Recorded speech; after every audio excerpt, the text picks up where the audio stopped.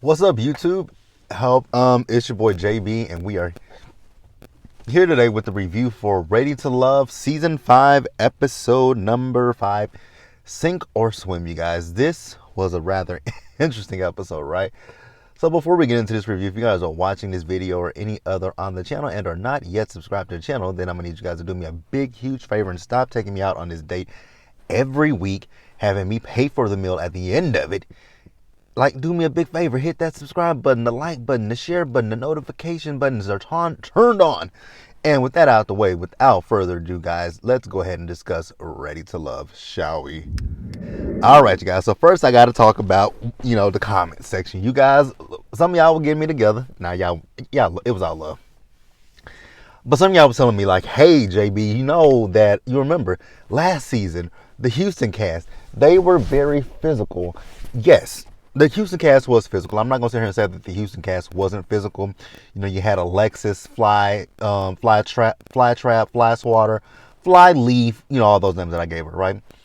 She led with sex with AJ, right? So I'm not sitting here saying that didn't happen. Kyra was very sexual, so they were sexual. Vernisha and Joelle, sexual, right? So I'm not saying that I'm not saying that anybody, I'm not saying that they weren't sexual, but this cast is way more sexual. They lead with sex. Like, it's just too much for me, right? And I'm a person that likes sex. I like sex. I like to talk about sex, but not on a first date. Not on the first date. No, I don't like that. So, thank y'all for getting me together with that one. Also, I want to say thank you to, you guys love the fact that I do Tommy impersonations. Thank you guys. And I don't know if Tommy watches people who review the show. I just do want to say this. I'm just having fun. It's nothing to be taken seriously, right? It's nothing to take seriously. So, yeah. So let's go ahead and get into it. So, I started laughing at the beginning of this episode because I should have got your name to the subscriber who every week we always question about the cheers and applause when, oh yeah, baby, Tommy's in the building, baby. Yeah, nephew Tommy's here. And the ladies, when he walked into the ladies' lounge, it was a cheers from Tommy. I'm like, oh my God. So, we hitting the reset button, baby. That's right, baby. We hitting the reset button. I'm bringing all of y'all together, all the men and all the women together, and we gonna have a sexy pool party. That's right, baby. Yeah, we having a pool party for y'all today. So, we get to the pool party, right? He said, I know y'all ladies probably want to see these men with no shirts on. Oh yeah, that's exactly what we want to see. Yeah, I'm pretty sure that's what y'all want to see. Because again, what is it? Sexual and physical. Right. All right. So we see that Corey and Courtney have a connection with each other, right? And I wasn't surprised by this. We're going to talk about Corey a little bit later down the line. But I will say that last week I started to see a little bit of a different side to Corey. I'm like, okay, Corey is not really bad. If Corey would stop with the antics, I think that's the issue with Corey. It's the antics from him, because if you really just sit and look at Corey and think and just listen to the things that he says, try to get out of your head that he's probably copying, pasting, and repeating this to another woman. If you literally just listen to what he's saying, he's actually very charming. So I can see why the ladies I can see why Courtney likes him, and I can see why Mumin likes him, right? I can see that. And then he's talking about he wants to do something extra special for Courtney. I'm like, oh, that's out. At that time, I thought it was sweet, but we're going to discuss it later. So we find out. So we see Sabrina. Here's a person that led with sex in this scene. And I was like, girl, why? So Sabrina was talking to Walter, right? And Walter's talking about the fact that she likes roses. I'm going to keep it real with you guys. I just don't understand. I'm not a plant guy. So to me, when I sniff a plant, I'm like, oh, a flower or anything, I'm like, this stinks. Like, what am I supposed to be smelling? What is the bouquet that I'm supposed to be? What is the aroma that I'm smelling? I don't, they all stink to me.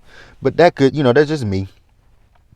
Now, when she was talking about the roses, she was talking about how she likes the fact when they open up, and then she opened her legs. I'm like, Sabrina, he likes you already. Like, you don't have to lead with sex, and that's just whatever. So then we got the stage. Actually, we're gonna call her level 10 clinger, Camille. So I'm still trying to figure out how was Camille engaged so many times. Well, I'm trying to see how she was engaged so many times, but I can see why she hasn't been married. Or has she been married? Like, Camille is clingy. Camille is a nutcase. Camille is a lunatic.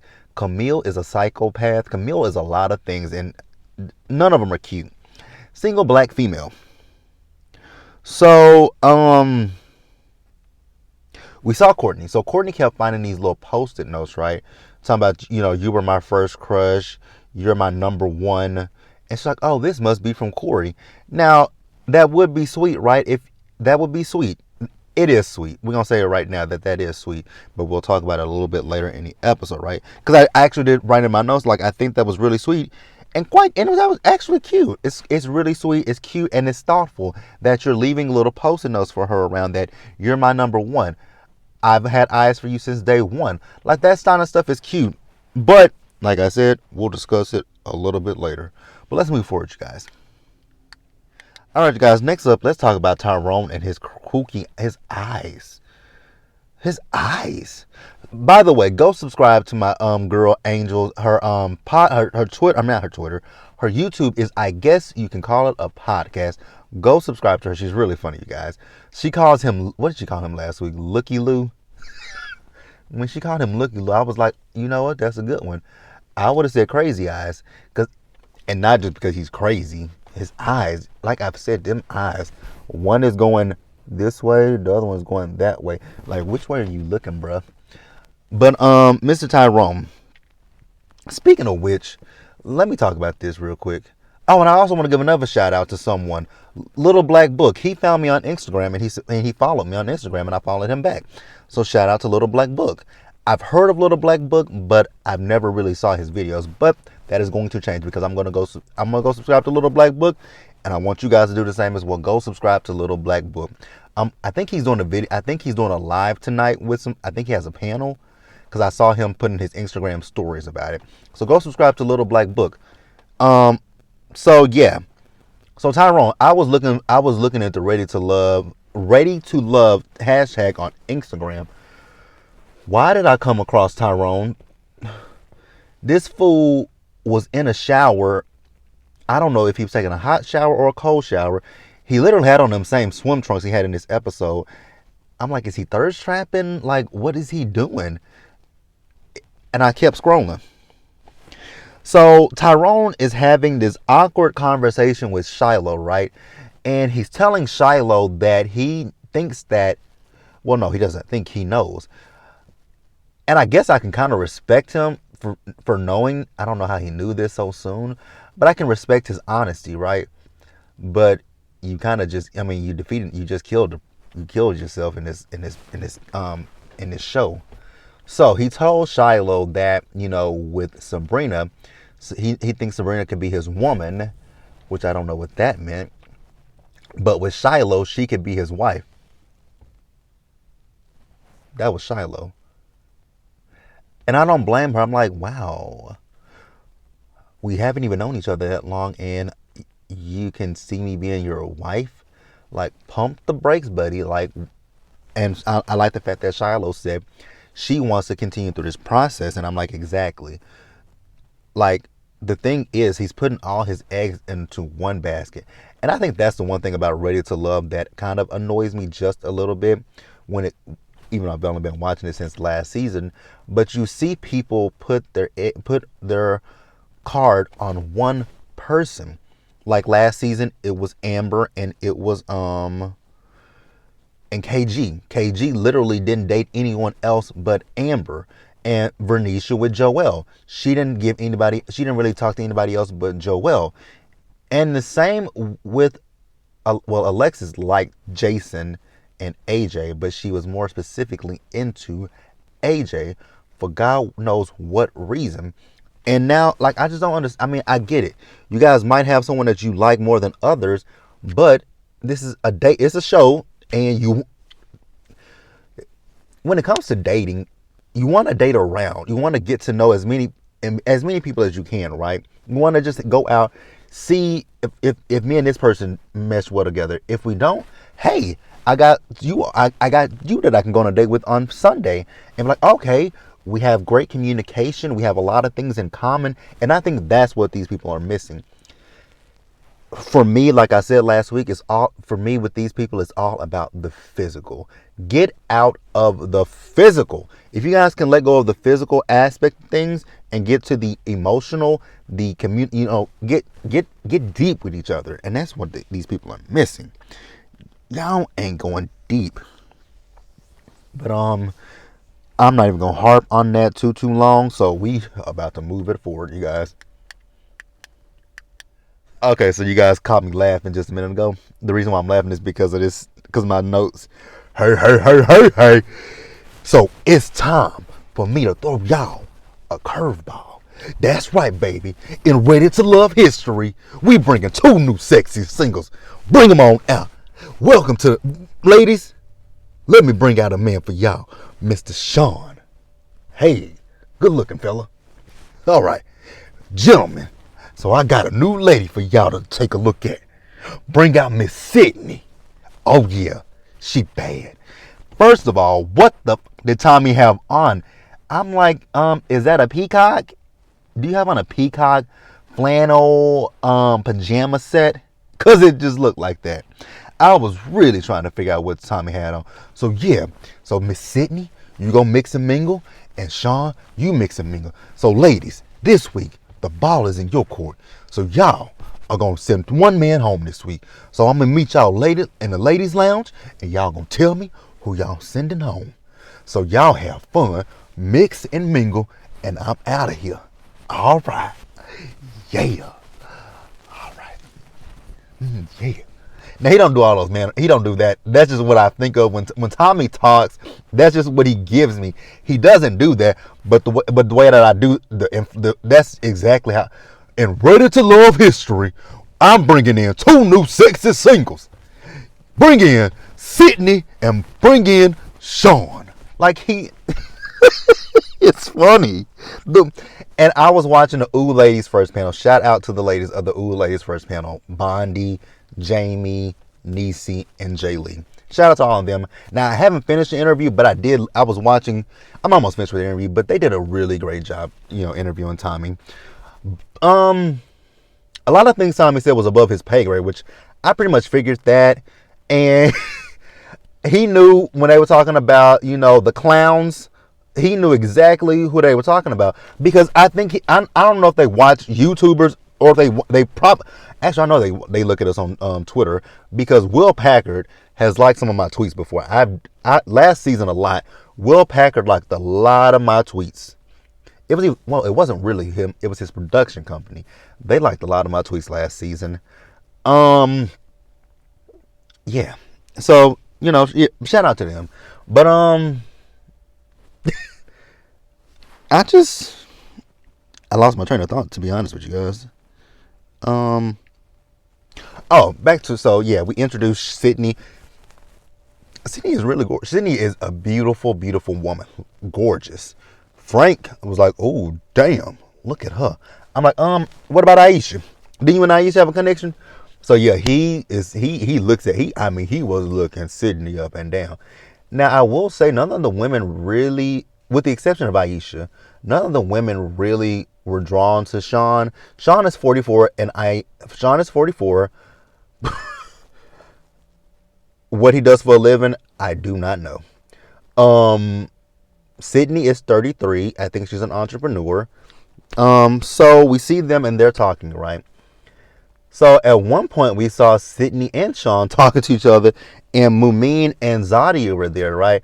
And Sean and Sydney were conversing with each other, and not Mumin, but Zadi and Camille was like, should we leave? And see, Camille, I'm gonna talk about Camille, because Camille was like, oh no, you don't have to worry about that, because my boyfriend is over there. And we're gonna talk about her boyfriend in just a minute. if you guys saw my tweet, then you know what I'm talking about. I'm gonna say, if you guys saw my tweet, or if you guys were on Miss Misha's her review, you guys saw what I said. We gonna talk about it. I'm sorry to laugh. Let's move on. But I think Keisha from Color Me Pink has even said it too. But let's move on. You know what? I think everybody has basically said what I'm thinking. But let's go ahead and talk about this. So Frank and Sydney, like I said, they got to know they were going to know each other, right? Well, actually, Frank and Sydney know each other. They have mutual friends.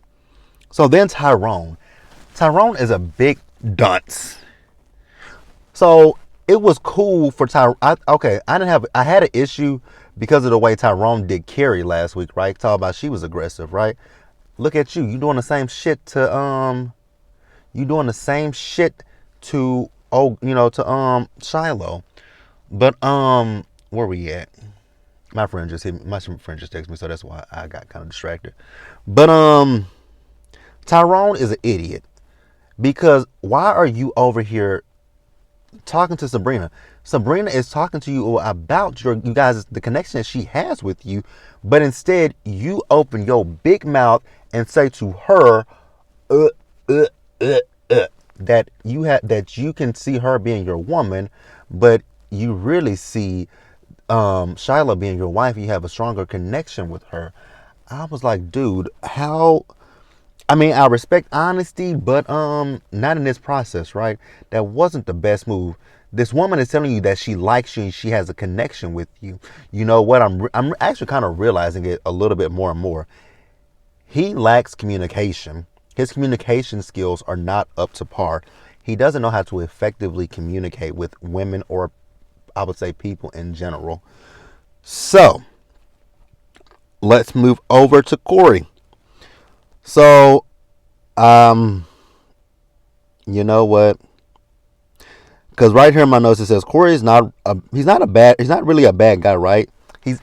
Because I'm thinking about what he's done and how he's talking to Courtney. At one point he asked Courtney, does anybody here make you laugh and smile like I do? She says, not really. And I was like, Corey's actually likable, but then we'll get into it in just a minute, right? So here's my thing. So Camille is being... Did she call that man a country bumpkin? That is so rude. But Camille is rude. And I tweeted, and here it is in my notes, right? So I'm gonna read you guys what my notes say exactly. So y'all don't see that Cornelius is gay? No shade there, but just y'all don't see that Cornelius is gay? Nobody sees that Cornelius is gay. Nobody has picked up on the fact that, well, the reason that the women probably haven't picked up on the fact that Cornelius is gay is because of the fact that Camille won't let him interact with anybody. But I'm sorry to tell you guys, he's gay. Like, the man is gay. The man is gay. I think Carrington is gay too. Like, I think that Carrington and Cornelius would be a perfect match for each other because they're both gay. Like, I'm sorry. I ain't being funny or shady, but they're gay. I'm going to say it one more time. They're gay. Nothing's wrong with that, but they're gay. They're gay. Gay. Gay. So, he's talking to Sydney, and he's telling her how intense things have been. I'm like, you are right that things have been intense because of that nutcase Camille with you. Camille must not have a good gaydar. Wow, these are some long notes. All right, you guys. So we see Frank. So Frank was in his feelings because Aisha was having a little bit of a connection with Sean. I'm like, but you just sat there and had a whole entire conversation with what's the old girl's name? Sydney. Is that what her name is? Child, these people. I'm sorry. You know something that let's take a look. I'm gonna wrap this up and then I'm gonna say something that I want to say. So, you know who? So while I was on Instagram, I found what's her Aisha's Instagram.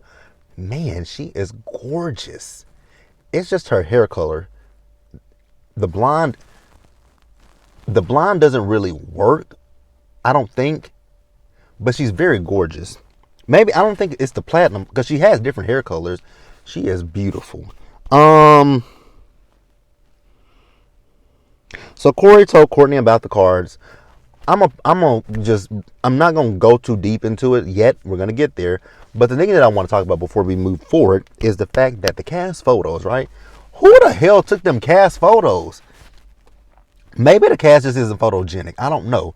Because the cast photos versus what we see on television, stark comparison.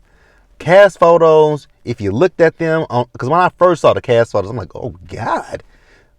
Nobody is like, and I know I keep saying that they're physical, but I don't care about how a person, I don't care how people look, right? I'm not vain. But when I was looking at the cast, I'm like, wow, because to draw people into the show, you would want to have quote unquote beautiful people, right? And I was looking at the cast photos and I'm like, wow, the cast photo versus it's like what you see versus it's like when you know how people buy stuff online, what I ordered versus what I got. But it's the reverse. It's the reverse with the cast photos. It's what I got versus what I ordered. Stark comparison. But let's move on, you guys. This is going to be a long video, I can feel. All right, you guys. So Corey and Mumin, so they went out on a date, right? So Mumin tells Corey that Tasia told her about him leaving the notes for Courtney, right? And she was in her feelings. Now, at this particular time, I really was like, why is she feeling some type of way about Corey leaving these little notes for Courtney? Like, it's I didn't know what he said in them notes, right, at that time. Because I was like, maybe, he could, I don't know. I was just like, I don't think it's that big of a deal that he left her little notes. Like, yeah, let him leave notes for her and he can do something special for you. Like, I think he's just I thought at that time he was just going out of his way to make her feel special.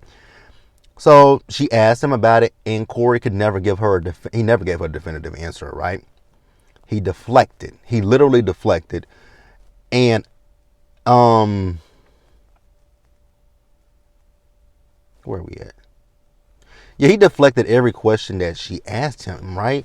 Then he asked her to meet his family. And she says, well, have you asked any other women to do that? And once again, he kept, every time she would mention ask him any question, Corey would deflect. And I'm like, oh, shit, Corey. Like, I was thinking to myself, watching this episode, I'm like, shit, Corey, in my notes, you got me defending you. But here you are deflecting. It's easy to answer these questions. She asked, now the one about the notes, you could have said, well, in that moment, I wanted to woo her. I was, doing something special for her. But when it's my turn with you, I'll do something to make you feel extra special. He could have said that because you're dating people, right? So it's nothing wrong with wanting to do something special for one person this one time and then coming back and doing something special for this next person. But the issue that I have with that is, now that I think about it, why would you do this in a group setting? Why do this in a group setting? Why not do this solo dolo? And then when she asked you about, if you asked anybody else to meet your family, you literally deflect to talking about, you know how I am about my family. Obviously we don't, because we're going to discuss that in a little bit. So we see Sydney. Child, I prayed for Sydney.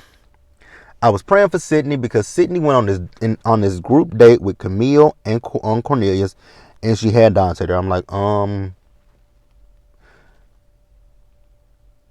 you must not feel them daggers, because when she hugged Cornelius, I'm like, girl, she is gonna kill you behind a gay man. You're in danger. You're danger. Danger. You in danger, girl. So Dante and Sydney do have a connection and a vibe with each other. And with this one, I did not feel anything physical. This was them just having a conversation with each other. I was like, finally, what I've been asking for, just have a conversation with each other that doesn't revolve around sex. Yes, we are all in our 30s and 40s. yes, we still want to have sex, but damn, does it have to be the first conversation? So, Cornelius and Camille, they're talking, and she apologizes to him, and he accepts. I'm like, you are a fool. Ain't no way I would have accepted any apology from no dang on Camille. I would tell Camille, yeah, Camille, you a little bit too crazy for me, so we're gonna have to end this one. We might have a connection. They don't. They don't. I think he's just trying to make it to the end. They don't have a connection at all. So then we see Sean and Aisha, and they going on a one-on-one date, right? So not Camille, Aisha does like him. She likes older men. He's 44, she's 38. Um, mm, he's not really that much older than you. I mean, I get what she's saying. She likes older men, but girl, honestly, he looks older than 44. When I saw him, I'm like, damn, y'all went and got somebody's grandpa? No shade. I just thought, like, damn, y'all went and got somebody's pawpaw. So we find out a little bit more about Sean. He was never married. He has no children. But we do know that Aisha has her kids, right? Her teenagers. One is 15, I believe one is 13. And I don't think that they would be a good match. I think they would be a good match for each other. The only issue that would plague them two would be the fact that I believe he wants kids and she no longer wants any more kids because, hell, like I said before, I'd be damn if my kids are damn near out of my house and I'm about to start over again. Absolutely not. Like my cousin, she has a 6. Well, how old is Deshaun? Well, Monster is. Oh, I gotta stop calling my man that.